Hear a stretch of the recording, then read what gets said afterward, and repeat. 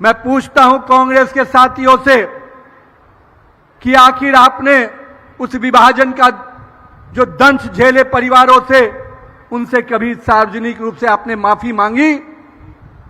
आपने कभी उसके दुख को समझा या उन विषयों की चर्चा कभी समाज के साथ की? कभी नहीं किया आपने, क्योंकि आपको मालूम था कि अगर हम इसकी चर्चा करेंगे तो सबसे पहले आपके चेहरे का नकाब उतर जाएगा।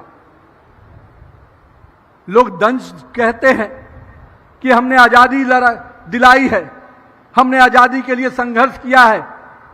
मित्रों, जिन्होंने आजादी के लिए संघर्ष किया उन्होंने तो फांसियां लगा ली देश के तिरंगे के लिए।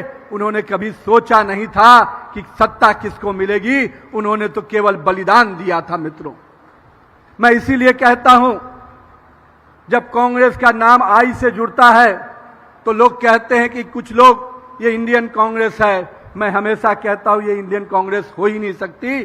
जो कांग्रेस आजादी के लिए लड़ी थी वो कांग्रेस कभी भी देश का बंटवारा की नींव रख ही नहीं सकती। कहीं ना कहीं चंद लोगों ने देश के बंटवारे की नींव रखी और उस समय ही कांग्रेस हमेशा के लिए दफन हो गई। मित्रों, मैं आज जब आपके बीच में ये चर्चा कर रहा हूं तो मुझे वो हत्याएं, वो आगजनी, वो बहन बेटियों पर अत्याचार और जबरन धर्म परिवर्तन करने के लिए जो विवश हुआ था, कहीं ना कहीं उनके बातें या उनके स्मरण को अगर याद कर रहा हूं तो अपने आप में शरीर में हमारे रोंगटे खड़े हो जाते हैं। मित्रों,